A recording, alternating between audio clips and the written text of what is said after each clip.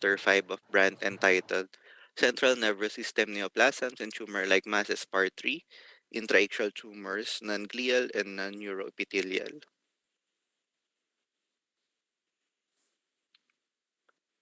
The vast majority of primary intraaxial tumors are derived from neuroepithelial cells.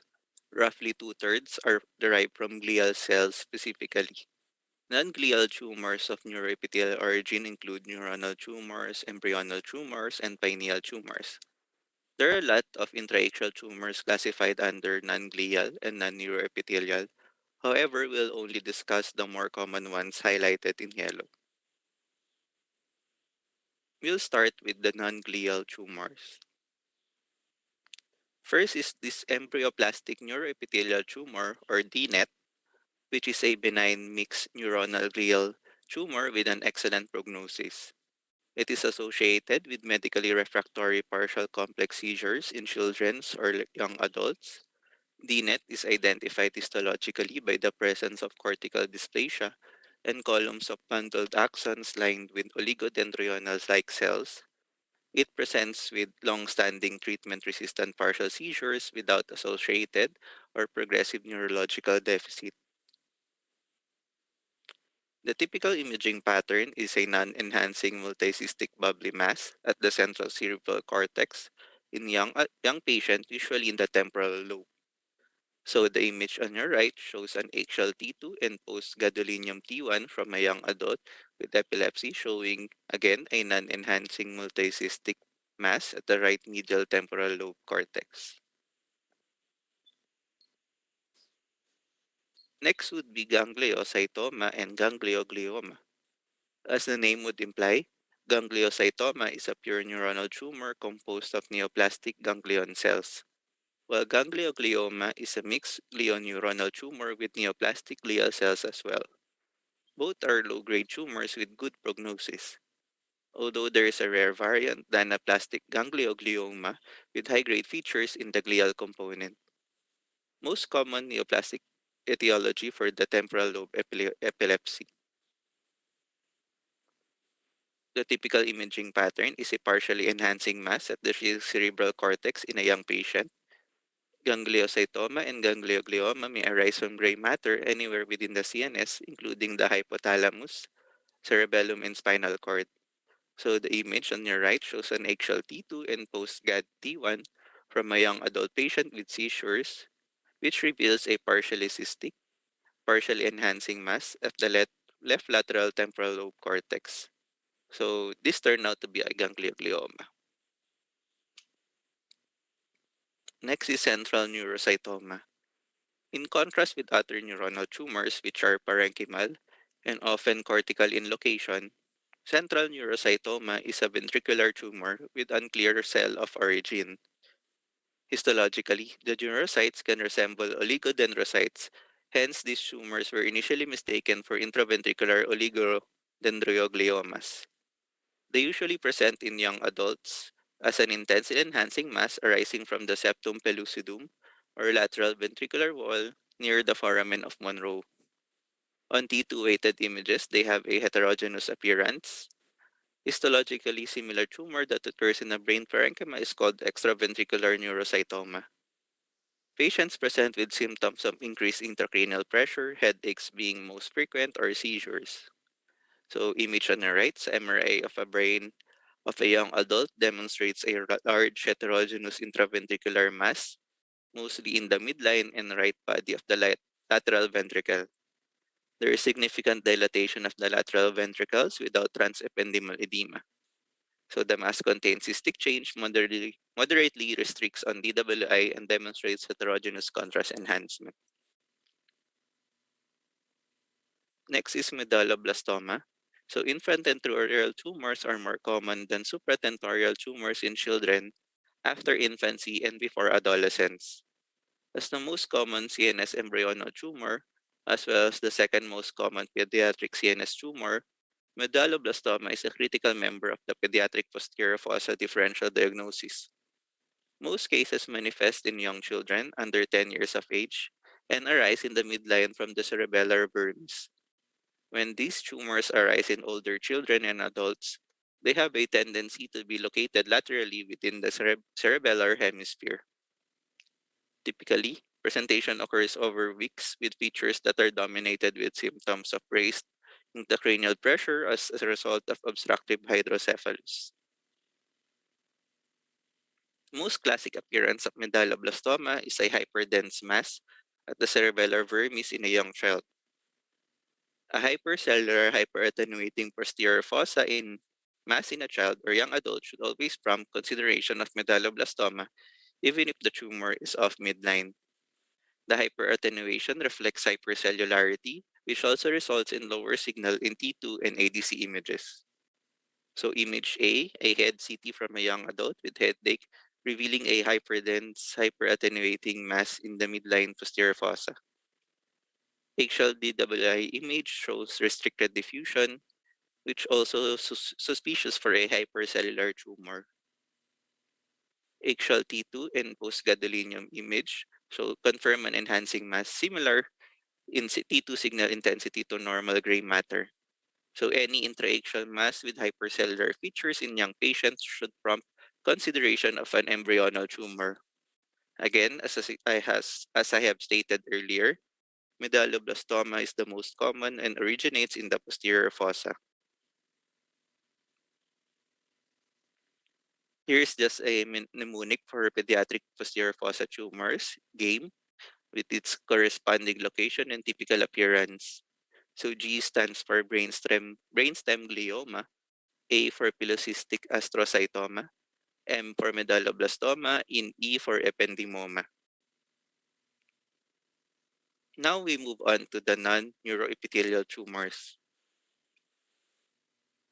While medulloblastoma is the most common primary intraaxial posterior fossa mass of childhood, hemangioblastoma is the most common primary intraaxial fossa mass of adulthood, usually presenting in middle age. Despite the suffix blastoma, this is a benign neoplasm characterized by vacuolated stromal cells with angiogenic potential. It has been categorized as meningeal and mesenchymal tumor under the 2007 and 2016 CNS WHO classifications. Although most cases are sporadic, approximately 25% of cases are familial and associated with von Hippel-Lindau syndrome or VHL. Hemangioblastomas are circumference enhancing tumors that can secrete fluid and produce internal or adjacent cysts. Therefore, it can have a same classic cyst with nodule appearance in the cerebellum as the pilocystic astrocytoma. Clinical presentation in adulthood and increased vascularity favor hemangioblastoma. The primary differential diagnosis would be hypervascular metastasis, for example, renal cell carcinoma. Fewer than 10% of hemangioblastomas arise outside the posterior fossa, often in the setting of VHL, and also present as PL-based enhancing nodules with or without cyst. So image on the right, axial T2 and post-gadolinium T1 reveal a partially cystic, partially enhancing mass at the PL surface of the right cerebellar hemisphere with surrounding vasogenic edema. Image below, CNT, from a younger adult patient with VHL syndrome, axial post-GAD T1 and brain and sagittal post-gadolinium T1 of the cervical spine demonstrate a small enhancing nodules at the PL surface of the left cerebellar hemisphere and the cervical spinal cord with adjacent non-enhancing cyst. Diffuse large B-cell lymphoma is the most common non-Hodgkin lymphoma of adults and can arise virtually in any compartment of the body, including the brain parenchyma. Primary CNS lymphoma typically presents in adult patients with altered mental status or focal neurologic deficits. The suspicion for primary CNS lymphoma should prompt lumbar puncture for CSF cytology, followed by serotactic needle biopsy if negative. Maximal safe resection is not performed for primary CNS lymphoma, which is primarily treated with chemotherapy. Glucocorticoids can shrink the tumor transiently and sometimes dramatically. So patients presents with signs of raised intracranial pressure, focal neurologic disorders, and seizures. Like embryonal tumors, lymphoma are characterized by high cellular density, high nucleus to cytoplasm ratio, and lower free water content in an immunocompetent patient. The classic imaging of primary CNS lymphoma is a homogeneously enhancing mass that abuts the CSF spaces and wraps around the ventricles or sulci with homogeneous hyperdensity on CT and corresponding hypointensity on T2 ATC images. Other than diffuse gliomas, it is the other neoplasm that can infiltrate the corpus callosum. So the image on the right, a head CT from an elderly patient with progressive dementia, reveals an abnormal hyperdensity in the brain parenchyma adjacent to the lateral ventricles. Actual DWI shows corresponding restricted diffusion, which is also suspicious for a hypercellular tumor. Axial T2 and postgadolinium confirm a homogeneously enhancing mass next to the CSF spaces, similar in T2 signal intensity to normal gray matter. This is the classic appearance of primary CNS lymphoma. So immunodeficient associated CNS lymphomas can have a different appearance. Last would be metastasis. So approximately 25% of patients with systemic cancer will develop brain metastasis, and approximately 50% of brain metastases are associated or secondary to lung cancer. In the intracranial or intradural compartment, parenchymal metastases are more common than intraventricular, leptomeningeal, or pachymeningeal metastases. While metastases are often multifocal due to hematogenous dissemination, they can also present as solitary masses. Corticosteroids or anticonvulsants may be used to reduce edema or seizures. Radiation and surgery are possible treatment modalities for brain metastases. The classic appearance of metastatic tumor on CT or MRI is one or multiple enhancing masses with circumscribed margins located peripherally near the gray-white matter junction and surrounded by marked vasogenic edema. The enhancement reflects a lack of blood-brain barrier. The well-defined margins mirror the histologic appearance. The peripheral location is related to the hematogenous dissemination, and the vasogenic edema can be seen with any enhancing lesions. If the patient cannot receive gadolinium, non-contrast MRI or contrast-enhanced CT may be performed, although with decreased sensitivity for small or sub-centimeter metastases. So image on the right, axial T2 and post-gadolinium T1 reveal a heterogeneously enhancing mass with vasogenic edema in the right temporal lobe. This was a brain metastasis in patient with a known history of leiomyosarcoma. Another patient, axial T1 and axial GRE from a known history of melanoma reveal a hemorrhagic mass, T1 hyperintense and T2 star hyperintense in the right frontal lobe. There was minimal enhancement on post-gadolinium images.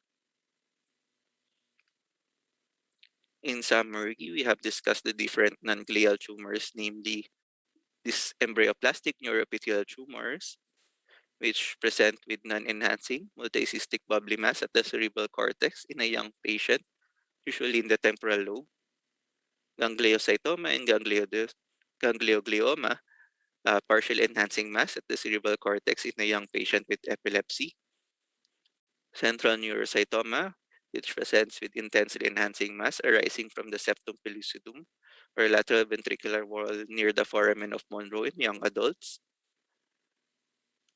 medalloblastoma, which shows a hyperdense mass at the cerebellar vermis in young children, as well as the non-neuroepithelial ectraxial tumors, namely hemangioblastoma, which shows a circumpressionancing tumors, the same classic cyst with nodule appearance in the cerebellum as the pilocytic astrocytoma and is associated with BHL syndrome. Primary CNS lymphoma showing a homogeneously enhancing mass that abuts the CSF spaces and wraps around the ventricles or sulci with homogeneous hyperdensity on CT and corresponding hypointensity on T2 ADC. And last would be metastases, one or multiple enhancing masses with circumscribed margins located peripherally near the gray-white matter junction and surrounded by vasogenic edema. In conclusion, with all the imaging features of the different CNS tumors, the most vital thing that we have to remember is the clinical history is very important in the differential diagnosis. So we as future radiologists must also be clinicians and understand the clinical features, natural history, and treatments of the disease that they are requested to investigate. And with that, we move on to the question.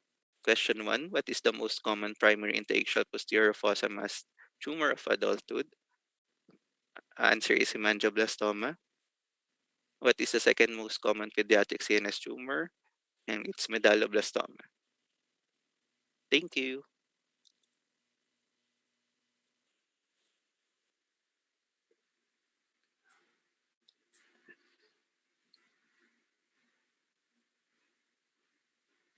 Thank you so much, Dr.